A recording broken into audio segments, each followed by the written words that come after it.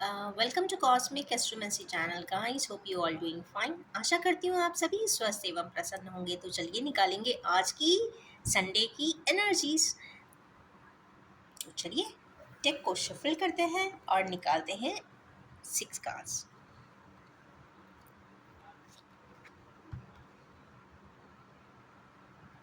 Hmm not so good. 2, 3, 4। Lovers का card है, I have to protect it.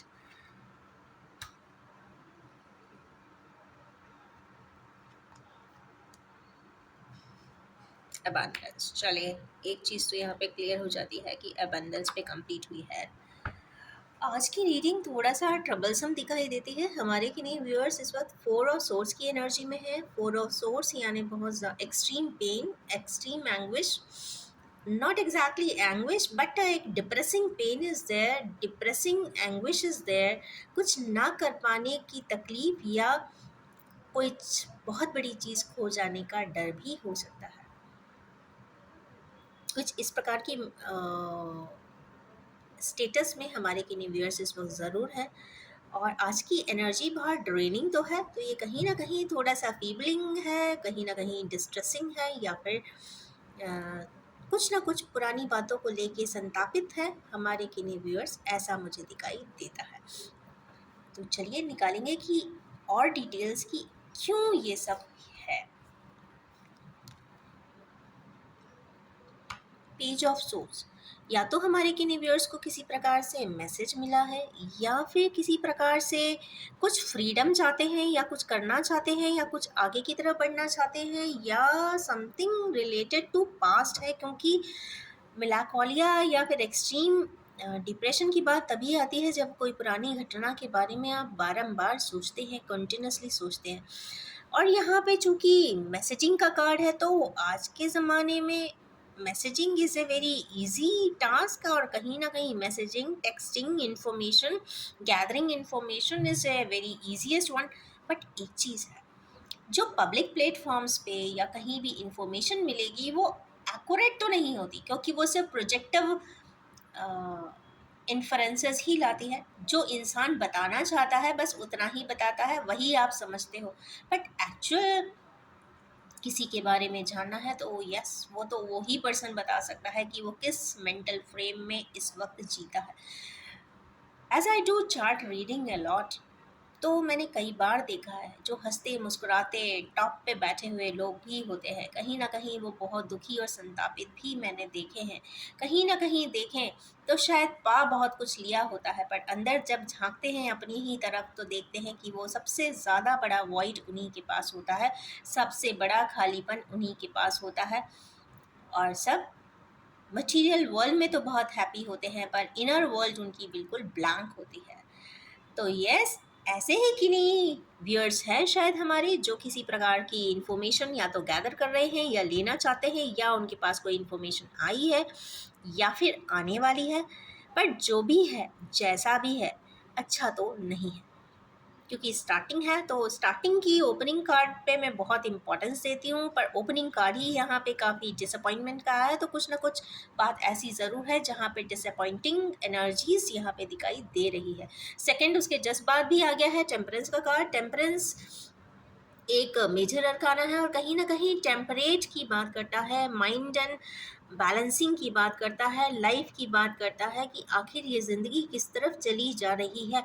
चाहते हम कुछ और हैं, पा कुछ और लेते हैं, करना कुछ और चाहता, पहुंच कहीं और जाते हैं, पहुंच जहाँ जाते हैं वहाँ पे कुछ रेजोनेटिंग दिखता नहीं है। जब पा लेते हैं, पहुंच जाते हैं, सारा जगल कर लेते हैं, उसके बाद भी सुकून नहीं मिलता है, तो यही सोचते हैं कि भाई बैलेंस कैसे करें। तो देखते हैं कि बैलेंस हमारे व्यूअर्स को कैसे करना चाहिए। क्या बात है, आज तो बड़े हैवी हैवी कार्ड है। So sad but what we can say. हमारे किन्हीं व्यूअर्स के कुछ मेंटल परसेप्शन चेंज होने वाले हैं। ये फिजिकल डेथ ना होकर एक मेंटल कोई कॉन्सेप्ट का डेथ ज़रूर होता है। कहीं ना कहीं मेंटल फ्रेमवर्क चेंज हो जाता है, या ऐसा कुछ घटना हो जाती है जिससे कि बिल्कुल लाइफ अपसाइड डाउन हो जाती है या डाउन अपसाइड हो जाती है, जो भी होती अपराइट हो जाती है। तो जो भी है, डेथ का कार्ड वो भी टेम्परेंस को क्लैरिफाई करने के लिए आया है। इसका मतलब है कि कुछ बैलेंस ज़िंदगी में लाने के लिए, कुछ डिवाइन ऑर्बिट में कोई चीज़ें यहाँ पे बिल्कुल फेस चेंज करने वाली है। कुछ ना कुछ इवेंट, घटना, हैपनिंग, कोइंसिडेंसेस ज़रूर होने वाले हैं, जिससे कि सोच समझ, परसेप्शंस और इवोल्यूशन बिल्कुल भी बदल जाने वाला है, और आप एक पायदान के ऊपर इवॉल्व भी हो जाने वाले हैं। तो जो भी है, डेथ एक तरीके से देखा जाए तो एक सिनेरियो की एंडिंग ज़रूर होती है। वो मेंटल भी हो सकती है, फिजिकल भी हो सकती है, मेटाफिजिकल भी हो सकती है, या किसी भी प्लेन पे हो सकती है। तो चलिए देखेंगे नेक्स्ट कार्ड आया है, 10 ऑफ कप्स का। कंप्लीट फैमिली की बात हो रही है, और देखते हैं कंप्लीट फैमिली की बात क्यों है। हमारे यूनिवर्स अपनी कंप्लीट फैमिली को काफ़ी हद तक अच्छे से एंजॉय कर रहे हैं, और देखते हैं क्यों, एक्स्ट्रा इन्फॉर्मेशन के लिए क्यों ये कार्ड आया है। बर्डन, यहाँ पे तो ये बर्डन ही शो कर रहा है। हैप्पी फैमिली को जैसे तैसे बनाए रखने के लिए एक इंसान के ऊपर कुछ बर्डन बहुत ज़्यादा है यहाँ पर। इसका मतलब है, क्योंकि 10 ऑफ वैंड्स कप्स को क्लैरिफाई भी 10 ने किया है, तो एक मुझे ऐसा लगता है कि एक ऐसा पर्सन ज़रूर है जो हर चीज़ का जवाबदार है, हर चीज़ उसी के ऊपर है, चाहे फैमिली की इमेज हो, चाहे फैमिली की रिस्पॉन्सिबिलिटी हो, चाहे रिलेटिव्स हों, चाहे सोशल प्लेटफॉर्म हो, चाहे पर्सनल प्लेटफॉर्म हो, चाहे प्रोफेशनल प्लेटफॉर्म हो। He is the only one who is doing, और उनके ऊपर कोई भी शेयरिंग पार्टनर कोई भी इनका नहीं है। ना ही कोई इमोशनल पार्टनर यहाँ पे दिखाई दे रहा है, ना ही यहाँ पे कोई सपोर्टिंग पार्टनर एलिमेंट यहाँ पे दिख रहा है।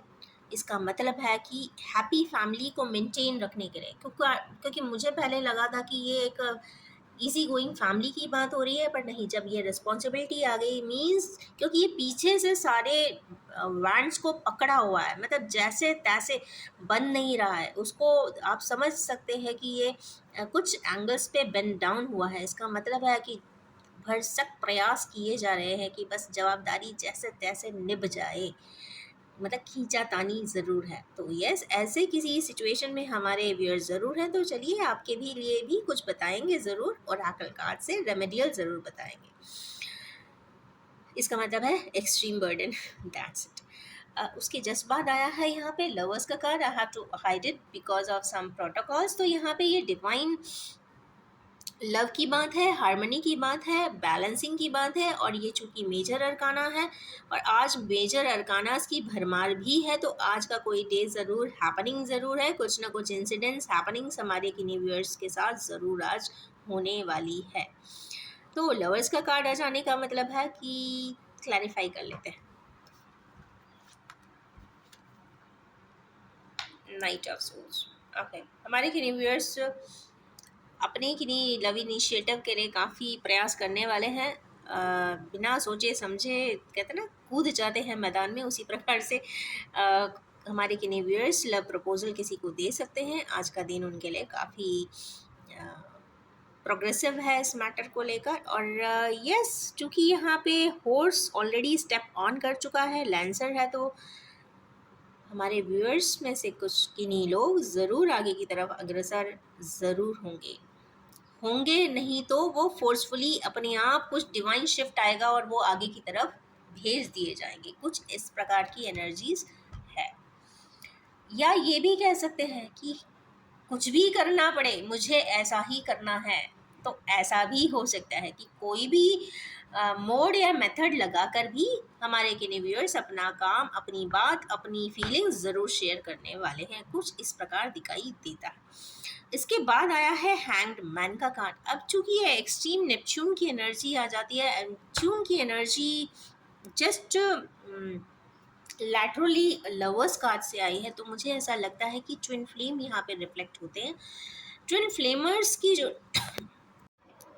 ट्विन फ्लेमर्स की जो लाइफ है वो काफ़ी लाइफ विदरिंग भी कई बार होती है। सेपरेटिंग मोड हो सकता है, क्योंकि लव एंगल आया, उसके बाद नाइट ऑफ सोर्ड्स है, कहीं ना कहीं करना चाहते हैं, आगे आ गया हैंग्ड मैन, कहीं ना कहीं अटकाव है, मीन्स कहीं ना कहीं इस तरीके की स्थिति है कि मैं क्या करूं, अपसाइड डाउन हो चुका हूं, या फिर परसेप्शंस चेंज करने की ज़रूरत है, अप्रोचेस चेंज करने की ज़रूरत है, आपको नज़रिया बदलने की ज़रूरत ज़रूर दिखाई देती है।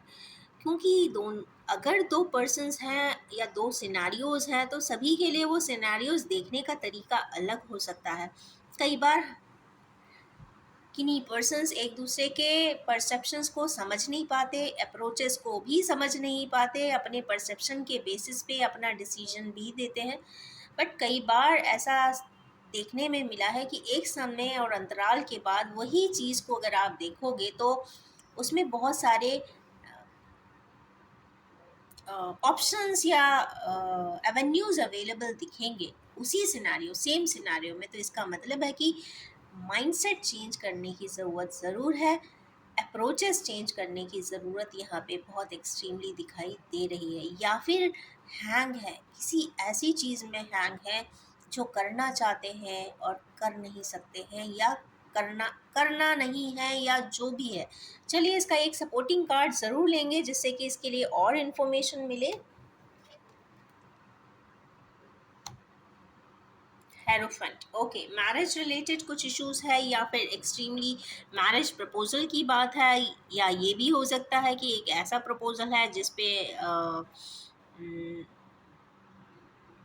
मैरिज रिलेटेड आंसर्स देने हैं जहाँ पे वो आंसर्स दे नहीं सकते हैं, इसीलिए ये तो या तो हैंग हुए हैं, क्योंकि इसके अलावा कुछ और ऑप्शन है नहीं। क्योंकि हेरोफेंट एक तरीके से बहुत पावरफुल यस कार्ड है, तो जो भी है हैंग पोजीशन तो यहाँ पे हटेगी भी और ये आंसर आएगा भी।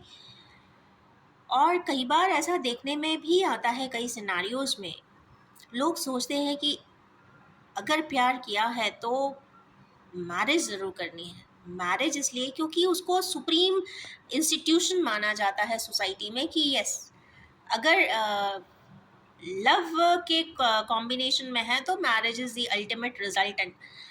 बट अगर इसको और गहराई में देखते हैं या जर्नी बियॉन्ड लव भी देखते हैं तो हाँ, ये भी देखने को मिलता है कि शिद्दत से किया हुआ प्यार ज़रूरी नहीं कि मैरिज में ही कन्वर्ट हो सकता है, उसके बियॉन्ड भी ज़िंदगी होती है।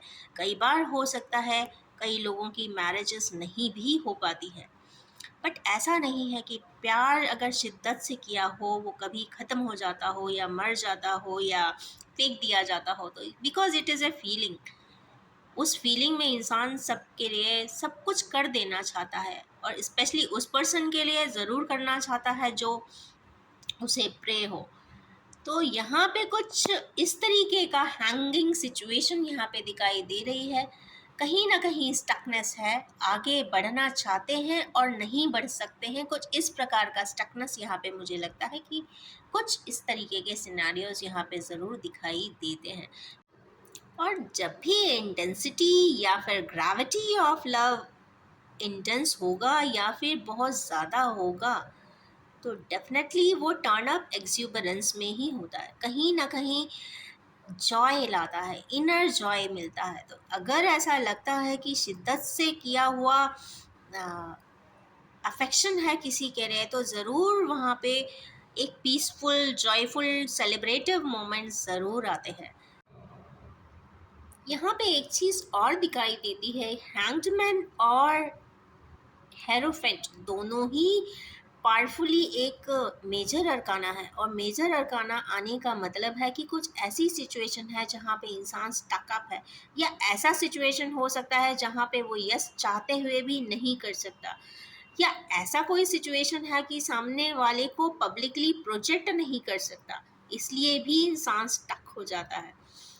कुछ इस प्रकार का स्टकनेस, कुछ इस प्रकार का हैंगिंग सिचुएशन, और ये किसी और के वजह से नहीं है, ये स्वयं के वजह से है। तो परसेप्शंस यहाँ पे चेंज होते हुए ज़रूर दिखाई देंगे, बिकॉज आज के बहुत सारे मेजर अरकाना कुछ इस तरीके से रिफ्लेक्ट कर रहे हैं कि आगे कुछ ना कुछ इस हमारे के रिव्यूअर्स को कुछ ना कुछ चेंजेस या बदलाव या ड्रामेटिक चेंजेस ज़रूर दिखाई देंगे। ऐसा कुछ आज की एनर्जीज इसमें रिवील होता है, बहुत हैवी एनर्जी है, आई डोंट नो किसकी है। नेक्स्ट है 10 of Pentacles just after Hangman. चले इसको तो क्लैरिफाई करना ही पड़ेगा. Celebration. Okay okay okay, now I am getting it. कुछ सेलिब्रेशन की ही बात है, बिकॉज हैंगमैन के जस्ट बाद अगर 10 of Pentacles आया तो ये काफ़ी डिफिकल्ट से कार्ड होते हैं, कॉम्बिनेशन ऑफ कार्ड है. बट यहाँ पे मुझे ऐसा लगता है कि जिन्हीं पर्सन, किन्हीं हमारे व्यूअर्स अगर किसी प्रकार के हैंगिंग सिचुएशन में स्टक अप थे, पावरफुली यस कोई चीज़ को वो करते हुए दिखाई देंगे, या आगे या पीछे, या अभी नहीं तो कई समय के बाद, तब उनको वो कंप्लीटनेस की फीलिंग ज़रूर आएगी और वो तब जाके शायद सेलिब्रेट भी करेंगे. जो मैंने एक एक्जुबरेंस की बात की थी, शायद वो यहाँ पे रिफ्लेक्ट हुई, क्योंकि लवर्स का कार्ड भी है, कंप्लीशन का कार्ड भी है, डेथ का कार्ड भी है. तो बहुत सारे मेजर अरकाना है आज की रीडिंग में. तो चलिए निकालेंगे आज तो, ओराकल तो बनता है. बॉटम ऑफ द डेक यहाँ पे एज ऑफ पेंटिकल्स है. यस, जो भी किन्हीं हमारे व्यूअर्स बहुत ज़्यादा मेहनत तो कर रहे हैं, ये यहाँ से भी कंफर्म हो रहा है और यहाँ से भी कंफर्म हो रहा है, अपनी स्थिति को मेंटेन करने के लिए. मीन्स ये एक इंडिविजुअल पर्सन की यहाँ पे बात हो रही है. सिनारियोज में कई जगह पर इंडिविजुअलिटी दिख रही है. इट मीन्स सपोर्ट सिस्टम नहीं है, या ये कह सकते हैं कि इमोशनल सपोर्ट सिस्टम नहीं है, या कोई उनकी बात नहीं समझ रहा है, ऐसा भी हो सकता है. तो चलिए इस वाले सेट के लिए निकालते हैं कार्ड्स. Choose wisely. हमारे किन्हीं व्यूअर्स को अगर किसी प्रकार का सिलेक्शन करना पड़ता है तो वाइजली ही सेलेक्ट करें. और इसका मतलब है हमारे व्यूअर्स के पास सिलेक्शन के लिए बहुत सारे ऑप्शंस अवेलेबल होंगे, बट एक चीज़ बहुत खास है, जो भी होगा वो नियति ही निर्धारित करेगी. मीन्स डेस्टिनी यहाँ पे वर्ड आया है, बट फ्रीडम जरूर मिलेगा, that is for sure. Because यहाँ पे दो बर्ड्स है, एक दो ऐसे पक्षी ज़रूर है जो जिंदगी में आगे बढ़ना चाहते थे, जीना चाहते थे. कुछ इस प्रकार का पास्ट कनेक्शन तो दिखाई देता है. चलिए निकालेंगे second card.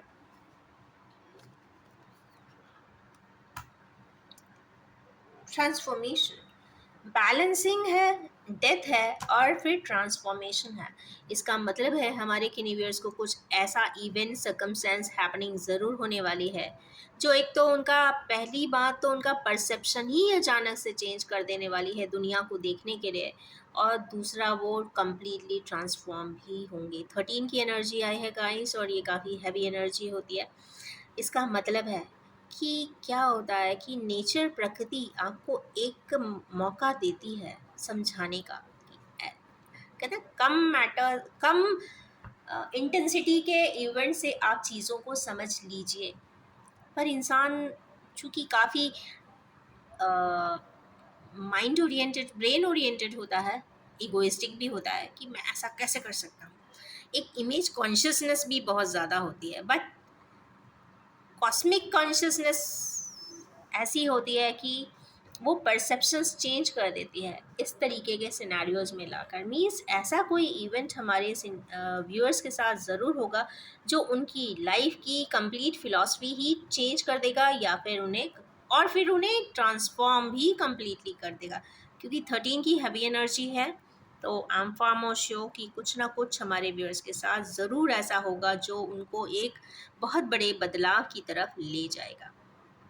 But positive card है, इसको मैं नेगेटिव नहीं मानूंगी, काफ़ी पॉजिटिव मानूंगी, क्योंकि वो इंसान यहाँ पे इवॉल्व भी होगा, ट्रांसफॉर्म भी होगा और प्रोजेक्शन भी आगे देगा.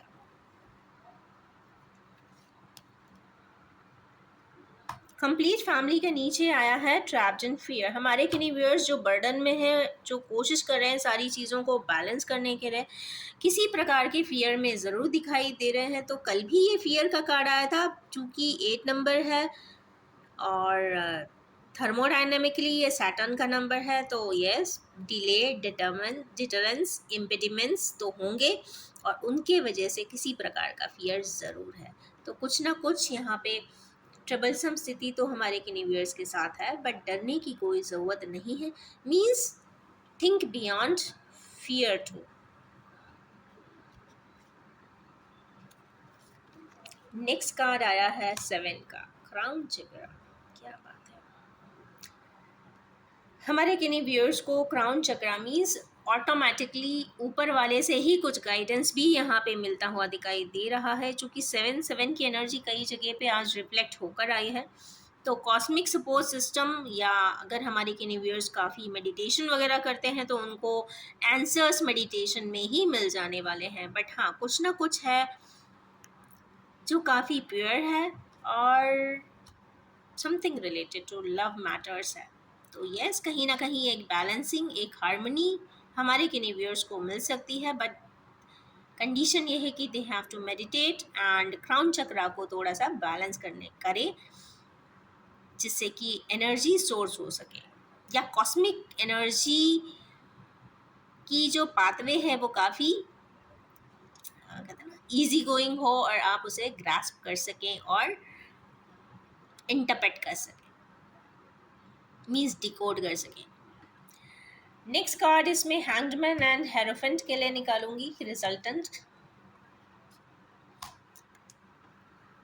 रिकॉग्निशन एंड रिवॉर्ड, भाई किस चीज़ का रिकॉग्निशन हो रहा है?